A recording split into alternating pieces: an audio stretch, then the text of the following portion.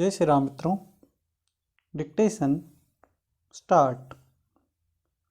यह अपील लाहौर उच्च न्यायालय के 18/10/1944 के एक निर्णय के विरुद्ध है, जिसमें उन्होंने झेलम के सेशन न्यायाधीश के 1/7/1944 के निर्णय के विरुद्ध अपीलार्थी की अपील खारिज कर दी है और उसको दिए गए मृत्यु दंडादेश की पुष्टि कर दी है।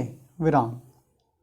हिज मैजेस्टी को अपील की विशेष इजाज़त 21/3/1945 के सपरिषद आदेश द्वारा दी गई थी। विराम। इस अपील में विनिश्चयार्थ मुख्य विधिक प्रश्न यह है कि क्या उच्च न्यायालय इस बात का हकदार था कि अभियुक्त की हत्या के अपराध की दोष सिद्धि की संपुष्टि के लिए उस साक्ष्य का आश्रय ले जो सेशन न्यायालय में हत्या और लूट दोनों आरोपों के लिए सुसंगत था, किंतु सेशन न्यायालय का अभियुक्त द्वारा लूट के अपराध के विषय में समाधान नहीं हुआ और परिणाम स्वरूप उसे उस आरोप से दोष मुक्त कर दिया गया। विराम। Para change. अकबर खां बहलगांव का लंबरदार था। विराम। 6/1/1944 को जब वह तथा उसका साला नूर खां 3-4 मील दूर स्थित मुनारा गांव से लौट रहे थे, जहां की अकबर खां भू राजस्व वसूल करता था, तो उन पर रास्ते में हमला किया गया। विराम। इस विषय में विवाद है कि हमला किस समय हुआ। विराम। किंतु भारतीय न्यायालयों का निष्कर्ष है कि वह सायंकाल 4 और 5 बजे के बीच हुआ। विराम। दोनों व्यक्तियों को गंभीर चोटें आई, जो दृश्यतः कुंद हथियार की थी। विराम। अकबर खां की उसी सायंकाल मृत्यु हो गई। विराम। किंतु नूर खां बच गया और इस मामले में साक्षी बना। विराम।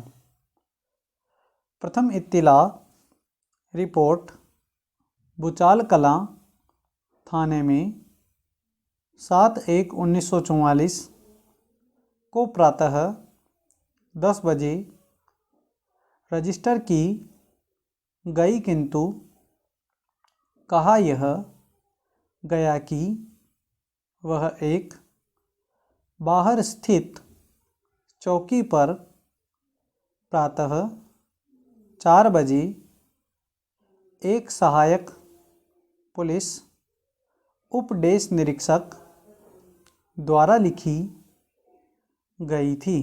विराम। रिपोर्ट करने वाले इमामदीन ने कहा कि उसने घटना के विषय में मोहम्मद नवाज से सुना था तथा स्वयं घटनास्थल पर जाकर उसने अकबर खां का कथन सुना, जिसकी तत्पश्चात सड़क पर ही मृत्यु हो गई। विराम। हमलावरों के रूप में बहलगांव के निम्नलिखित निवासी नामित थे, उमर हयात, मलाक खां अपीलार्थी, नूर आलम, गुलशेर, औरंगजेब तथा सरला। विराम। Para change. अन्वेषण के दौरान नूर खां ने तथा प्रत्यक्षदर्शी बताए गए 2 साक्षियों ने पुलिस को बताया कि उमर हयात और अपीलार्थी ने अकबर खां से एक काली थैली ले ली, जिसमें रुपए, एक सूची और सोने की एक अंगूठी थी। विराम। बताया यह गया कि इस इत्तिला के आधार पर 8/1/1944 को निरीक्षक लुत्फ खां तथा अन्वेषण में भाग लेने वाले 2 अन्य पुलिस अधिकारी, फतेह खां और अल्लाह यार खां के साथ, अपीलार्थी के घर गए और उन्होंने थैली और सूची तथा सोने की अंगूठी बरामद की। विराम। बताया यह गया कि अपीलार्थी ने ही निरीक्षक से कहा था कि वह उसने अपने बगीचे में दफना दी है। विराम।